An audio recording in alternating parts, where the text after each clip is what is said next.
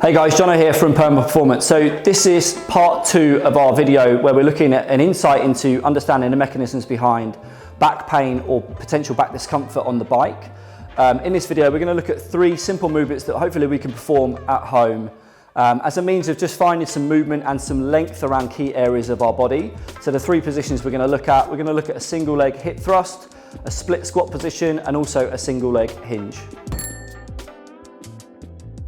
Okay, so first movement we're going to look at is our single leg hip thrust. So just taking a little bit of an elevated platform for us to support our upper body and then driving down through the floor to gain some control and some exposure to some hip extension work. Okay guys, so in conjunction with our kind of 3 mobilizations, we've also got just some low level strength stuff, particularly around the hips and gaining some strength at end ranges. So this is going to be a little single leg hip thrust where we're really looking to drive some hip extension in a single leg posture. We need a little bit of an elevated surface, so something like the edge of your bed or the sofa or a chair, something that provides a nice comfortable setup. So to get into this position, I need to support my back on that elevated surface, ideally shoulder blades kind of resting across that surface and your arms can come out for some support. In your double leg setup here, your shins are nice and vertical, so your feet are directly underneath your knees. From there, you're going to come to a single leg hold. The moment I do that, I have to stabilize kind of what's going on around my hips and my pelvis. So at this top position, I'm looking to be nice and active, driving my hip into what would be a fully extended position, glutes nice and active. And then I'm going to start to drop my hips and my body towards the floor. So this is my bottom position. And then this is my extended position where I'm actively pushing down through the floor, maybe driving a little bit more towards the heel of the foot. But I'm trying to finish in this nice hip extended position and I'm gaining some control and some capacity and some muscular tolerance at this end range, which is important because again, as a cyclist, we just don't get access to this on the bike. So I'm just looking to develop a little bit of end range hip strength. Really important here that kind of the shoulders and the hips move as one unit, and I'm able to push down through the floor to lift the hip up away from the floor. Again, the value here is finding that end range. So really use your upper body if you need to, just to assist, get into that fully extended position. Keep your other leg locked into position. And anything in the range of kind of 8 to 12 reps here is going to be a significant challenge.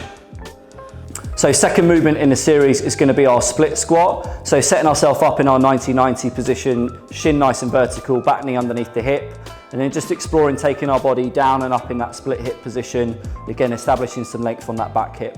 Let's use the ground to set up our position. So in this position, 90 degrees front hip, front knee, so shin nice and vertical, 90 degrees back hip, back knee, that's your setup. Get yourself organised where you feel relatively broad with your base of support, not on a tight rope. And then from there, just push yourself up to standing. I'm pretty balanced here, 50-50. As I go down, I get an opportunity to lengthen my back hip. I'm going to feel that. Again, value in squeezing that back glute, but my 90-90 position remains. And then push the floor away. And just nice and controlled as I work through that range of movement. If I want to increase the level of demand or particularly stretch in that back hip, as I sink down, I'm just going to rotate into my lead hip, maybe reach across that leg, and I can find a little bit more length. But again, the bottom position is always a hover over the floor, so it's never a rest. And just pick a tempo, find a tempo that allows you to own your positions and your shapes. And then third movement in this series is going to be our single leg hinge. So taking a little bit of external support and getting ourselves in that single leg hip lock position, driving nice and tall out of the stance leg.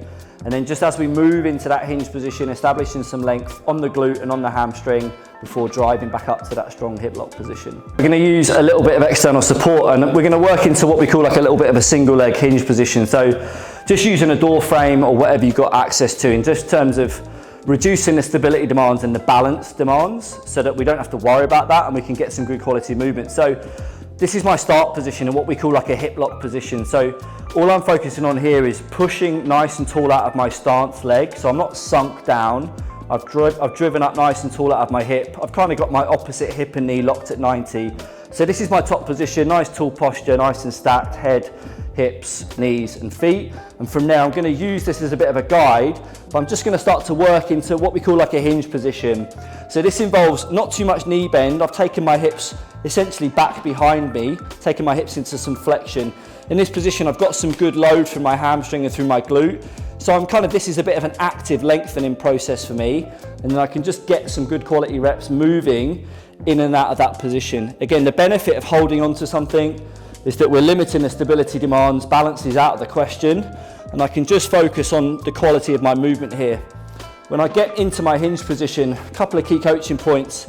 You want your chest and your belly button facing the floor, so your body's going to kind of want to deviate and rotate out of that position. You're trying to keep your kind of pelvis, belly button, chest facing the floor.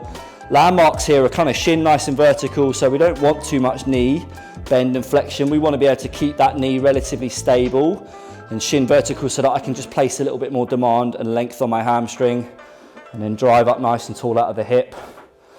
Okay guys, so we hope you've enjoyed today's video. This video has been in conjunction with Cycle Exchange. So go check out their website for premium pre-owned performance bicycles. Don't forget to check out permaperformance.com and also our Instagram handle permaperformance.